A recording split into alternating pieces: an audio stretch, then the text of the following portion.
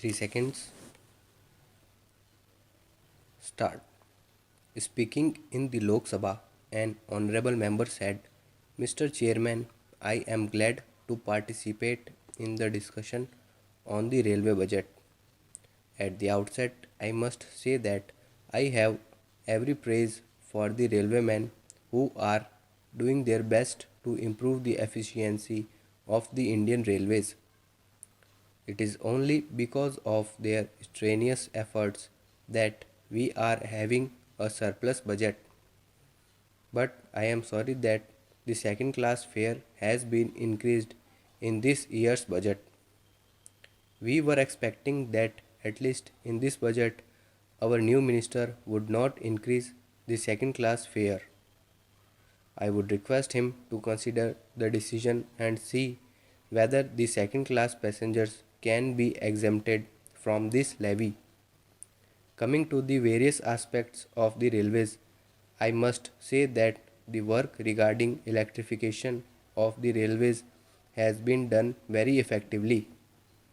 But at the same time, the employees who are doing this work have submitted a memorandum to the railway administration. I would request that something should be done in their case to redress their genuine grievances. I would request the railway minister to hold a meeting with the representative of the All India Railwaymen's Federation and also with the representative of railway electrification workers to decide this issue by talking across the table.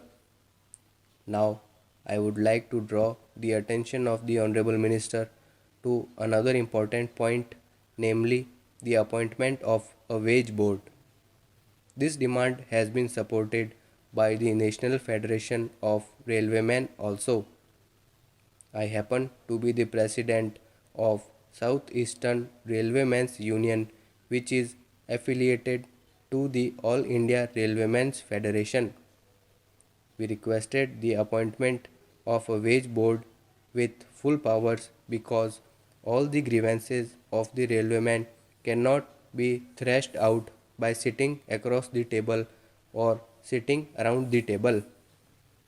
The time has come when the recommendations of the pay commission have no relation with the rising cost of living today because it was thought by the pay commission that prices would stabilize somewhere. But unfortunately, it has not been possible to hold the price line. I know the railway ministry will say that they appointed a committee and its recommendations have also been implemented. Though in certain cases the committee's report was accepted in toto by the railway board. With slight modifications, it has not been implemented in certain places. I would request the Honorable Minister to see that the recommendations of the committee are implemented fully. Then, appointment of a wage board has become a question of life and death for the railway employees throughout the country. I am sure the railway minister will see that a wage board is appointed. The railway employees do not want an immediate increase, but they want an objective analysis of their jobs where the correct man is doing the correct job. So, I request the wage board may be appointed soon and the government should not have any hesitation in appointing a wage board. Another point is that the railway employees are not enthusiastic about the small dearness allowance. They know that unless the prices are brought down, the increase in dearness allowance does not mean anything.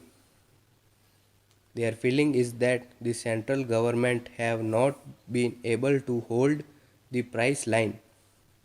The other alternative is increasing the capacity to pay by raising the dearness allowance. They know that it is a vicious circle and that it will never end. This will result in more inflation. So, their request is that cheap grain shops should be established. I do not know why the railway board is opposed to this. At least those items which are used by the workers and employees is their daily life should be made available in cheap grain shops. Cheap grain shop is the only substitute whereby the employees will not demand higher dearness allowance. That is why I request that the cheap grain shop may be started. I hope the railway minister will consider this request. My next point is about the night duty allowance. The payment of this allowance is now restricted to some categories of employees. I do not know the logic behind it. I have gone into the question carefully in a logical manner.